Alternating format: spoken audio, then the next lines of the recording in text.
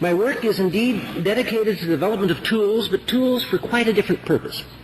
And here's where I want to get quite away from chemistry and into some of my own personal thoughts. I'd like to lay a little background to establish a framework for these tools, and in part to define them, and in part to give emphasis to an urgency that I really feel associated with them.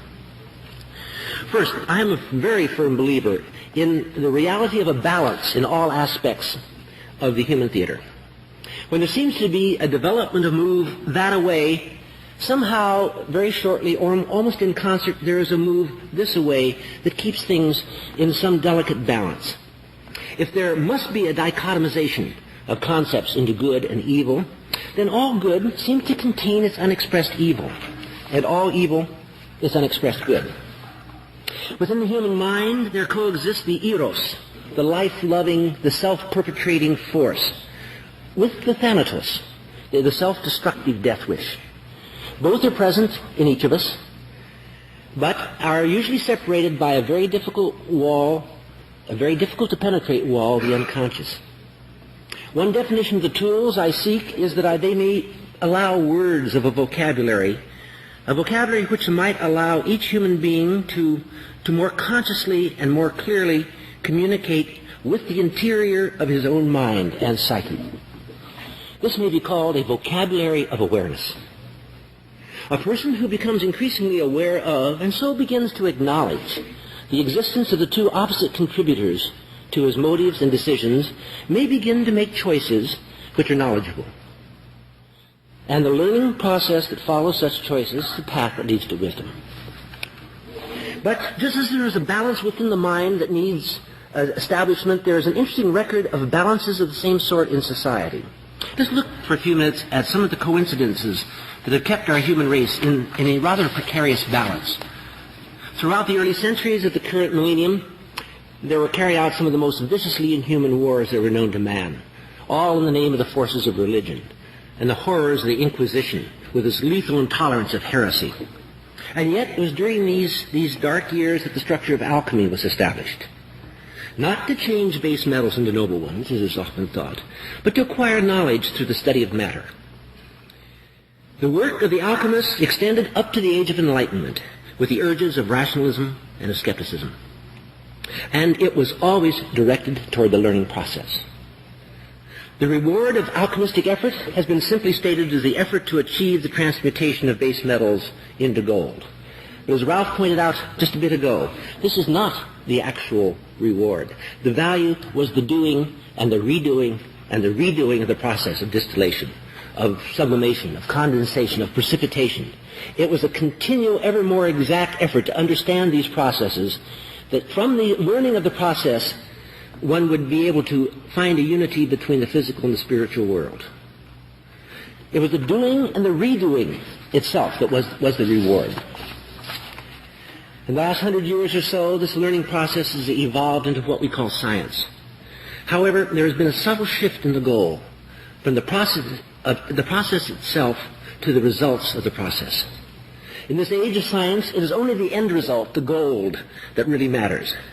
It is not the act of achieving, but the achievement itself that brings one the acknowledgement of his peers, that brings recognition from the outside world, that results in wealth and in influence and in power.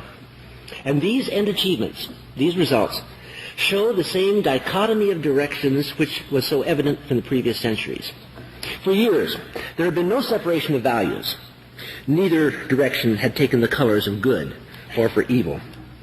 Still, there were incredible coincidences of timing. For example, in 1895, Wilhelm Conrad von Lenken observed that when electricity was applied to an evacuated tube containing certain gases, a nearby plate covered with barium platinocyanide emitted a visible glow. And the next year, in 1896, Antoine-Henri Becquerel found that these same metal-producing emanations were being emitted from uranium. Radioactivity had been discovered. But it was just in the following year, at 11:45 a.m. on the 23rd of November of 1897, that Arthur Hefter consumed an alkaloid that he had isolated from the peyote, dumpling cactus, brought to the Western world by the irrepressible pharmacologist Louis Levine. As Hefter wrote in his notes, And this is a quotation following 150 milligrams of mescaline. "From time to time, dots with the most brilliant colors floated across the field of vision. Later on, landscapes, halls, architectural scenes also appeared." Mescaline had also been discovered. During the 1920s and 1930s, both worlds, that of the physical sciences involving radiation and that of the psychopharmacological sciences involving psychotropic materials, continued to develop without any clear sense of polarity, without the mine is good and yours is evil duality that was soon to come. Radioactivity and radiation were becoming the mainstays of medicine. X-ray photography was invaluable in diagnosis, and radium therapy was broadly used in treatment. Controlled and localized radiation could destroy malignant tissue while sparing the host. And in the area of psychology, there were parallel developments. The theories of Freud and Jung were being developed into increasingly useful clinical tools and approaches to mental illness. And the basis of experimental psychology was laid in the pioneering studies of Pavlov. Another coincidence in timing, which in retrospect started a dividing of science onto separate paths, occurred during World War II. In the late 1942, Enrico Fermi and several other scientists at the University of Chicago demonstrated for the first time ever that nuclear fission could be achieved and could be controlled by man. The age of unlimited power and freedom from dependency upon our dwindling fossil reserves had begun. Just the next year, at 4:20 p.m. on the 19th of April, Albert Hofmann consumed a measured amount of a compound which he had first synthesized some 5 years earlier. As Hofmann subsequently reported, as a quotation following 250 micrograms, "After the crisis of confusion and despair, I began to enjoy the unprecedented colors and plays of shapes that persisted. Kaleidoscopic, fantastic images surged in on me, alternating, variegated, opening and closing themselves in circles and spirals." LSD had also been discovered. But then, still, and up until the last decade, it was the rich promise of the nuclear age, first with the power and potential of fission, and later with the virtually limitless potential of fusion energy, that carried the banner and the hopes of man. And the area of the hallucinogenics was categorized as negative, psychosis-imitating, psychotomimetic. It was not until sometime in the 1970s, that a strange and a fascinating and a rather frightening reversal of roles took place. The knowledge of nuclear fission and fusion took on a death-loving aspect, with country after country joining the fraternity of those skilled in the capacity for the eradication of the human experiment. And to have such power leads to the threat to use such power, which in time will actually lead to its use. But, as I said earlier, when one thing develops, there seems to spring forth a balancing, a compensatory counterpart. This balance can be realized with the psychedelic drugs. What had been simply tools for the study of psychosis at best, or for escapist self-gratification at worst, suddenly assume the character of tools of enlightenment and of some form of transcendental communication.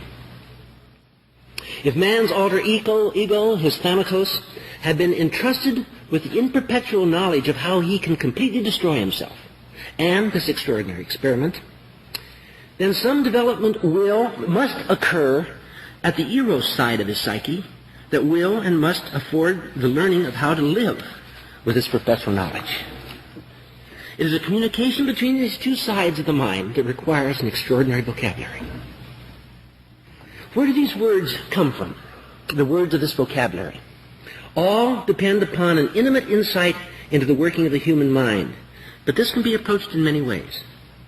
The study of religion, of meditation, of self-yielding, provides a peace, but in my mind also tends toward a retreat and hence a capitulation.